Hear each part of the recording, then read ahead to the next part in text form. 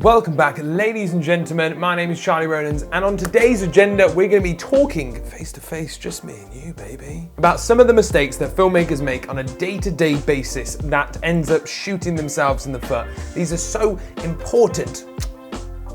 I'm acting like it's coming from Steven Spielberg here. I'm not going to talk about mainly stuff between gear and stuff like that, a little bit about there. There's thousands of Peter McKinnons out there to really talk to you about the mistakes about filmmaking, but I'm going to go into more the detail ones, the ones that you wouldn't necessarily think of when making a film.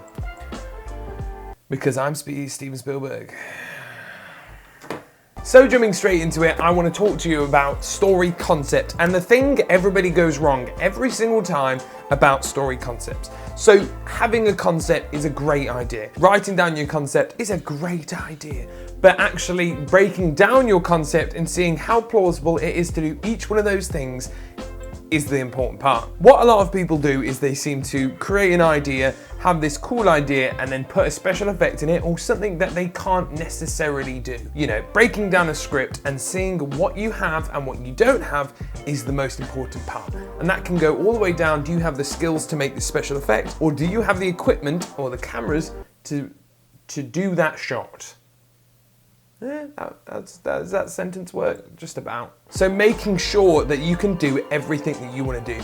For example, if I wanted to do a shot where a character's eye bursts out into light, I want to make sure that I can do that effect before I even think about using that in a film. And also taking in consideration, if you want a character, say, running away from a car, have you got a car? Have you got a road where you can use that car? And have you got somebody as fast as a car? Because obviously everybody's really fast in movies. So like I said at the very start of this video, you know, these ideas aren't really talked about. I find that a lot of them, people just completely dish by. Having a broad concept is one thing, having a cool, you know, open stay, you know, you want fight guys and stuff like that. You first need to make sure that you have researched and know how to do that, and also have the ability to get people who know how to do that. And that doesn't necessarily mean you have to have money, as I will show in an example later. Number two, the second one.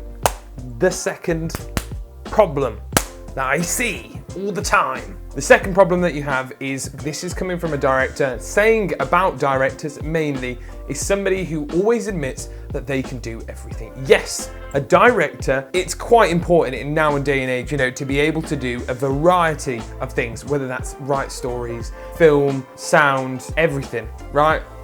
That's a given. But having the mindset that you are the best at that and that you can do all of that is another problem in itself. You need to acknowledge the fact that you may need help and in the areas of which you are weaker. So in a past video, in Filmmaker Reacts to his first movie, that one, I spoke about how self-critiquing is so important, and that's where you've got to acknowledge where your weak points are. Where I know that I'm a good video editor, but I know that I'm not a good visual video editor. That's my job gone. I know that I'm not a good visual effects video editor. I'm crap, you know, put me into 3D software, I can just about make my way through it. That's why I would go out my way to make sure I can try and find somebody who's a good visual effects editor. That also goes with the fact that I am competent with camera and I know how to use camera and I understand them and I love camera work, but I'm always going to put myself aside and find a camera operator every time. 10 out of 10 times. It's not even a thought, not even a thought. So always just take that into consideration. Sit yourself down, be totally honest with yourself. As directors, as filmmakers, it is so important for us to be able to self-critique ourselves, find our weak points, and then build that team, your team around you based on your weak points. That is how this industry really can work well. That's how you can create some Mamma Mia pizzeria. Number three, we in a dabbing industry yet? Is society finished dabbing? So number three, it kind of goes along the same thing. Equipment and special effects. I had to read that. I wrote down bullet points. So yes, equipment and special effects are the most important part. I'm not gonna sit here and say, you can make a film on your phone. Find somebody, find your team, Yes, it might be really hard to do it, and yes, you might need to do some other jobs and jump online and try and find other gigs to build relationships, to help those people, to find those people. So building relationships by going on sites like Backstage and Star Now, where people are actively looking for crew members. Yeah, and obviously start off with your phone. If you want to create a film with your phone, go ahead, but a lot of the people saying, I filmed a film on my phone, also have 3 grand's worth of lights at their disposal, and it doesn't really work all the time. And you're never going to be satisfied at the end of the day. You know, like they say, go and make a film on your phone. I've broke my old phone, so I've got a Samsung A70, which says camera is like a potato. So I'm not making a film on potato. I've got hair in my mouth and my beard. Craft films about stories that you want to tell. You know, having a special effect is one thing, but in today's society, special effect isn't going to sell your film. It's not going to be the main reason why people want to watch it. You know, tell stories that you want to tell, but also stories that can sell. 1, 2, 3, 4. Number 4. So number 4 is teamwork. Teamwork, just like I've said over the whole thing, this is basically pointless point, isn't it? I'm just going to ramble on a little bit more. Number 4 is teamwork. Teamwork is so important, and that's knowing your role, knowing who you are and what you are doing is the most important part. You know, respecting that, not treading on other people's toes and letting other people do their job. So, and that spirals back all the way into the other point of I can do everything. I guess teamwork's just the overall point. Going out there, working as a team to create something. And so my tip number 5, did I finish that tip? I can't even remember. We'll find out in the edit. So tip number 5. Tip number 5 is one of the most important parts when making a film.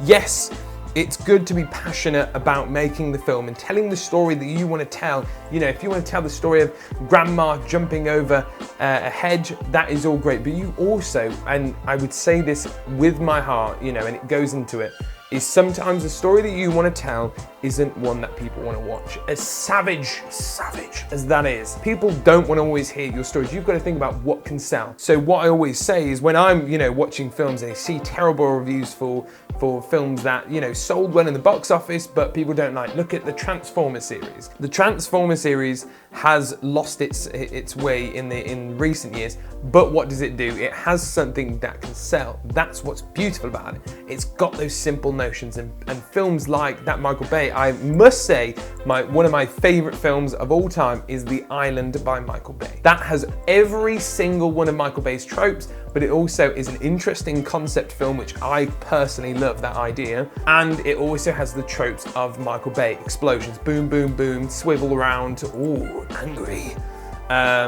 And 2 very good looking lead actors. So what I'm saying is when you're posting a film out and even just making it for you and your family and friends, you want to have that hook that people are going to enjoy. What can sell and what is good. Have good concept. That's when beautiful movies happen.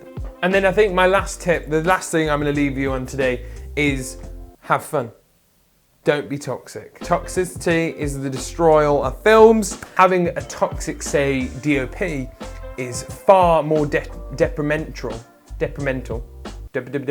is far worse than anything. You can have an incredible cinematographer, you know, runner, but if they are toxic, then they're going to just rip away the moral support, morale of the team, and then you've got a crap film, and then everything else is just gone. You know, you might have the best team doing the best kind of work. If they're all pissed off, angry, and nobody's enjoying themselves, nobody's going to be working their best. So as a director, make those choices minute, make sure everybody likes each other. Well, actually, no, that doesn't matter. But yeah, go back on that one. Not everybody has to like each other, but make sure it's an enjoyable time for it all. You've also, unfortunately, got to be an entertainer when you are a small filmmaker. When you're a big filmmaker like Steven Spielberg, you know, do whatever the bloody hell you want to do. But when everybody's being paid with peanuts or nothing, make it as enjoyable as you can be. So ladies and gentlemen, that is my first video on filmmaking mistakes that everybody makes but nobody wants to make, or I don't know what the title's going to be, something like that. So just a quick video talking about everything about filmmaking and my real passions and stuff like that. My name's Charlie Rowlands. I'm a director, video editor, and actor. Yes, I am a moving prop. I hope you've enjoyed today's episode. If you've enjoyed today's episode, make sure to smack that like button for more, hit that subscribe button, and then I will see you on the next one, in the next one, doing the next one, the next shoot. Need to sort myself with an outro, don't I? Bye!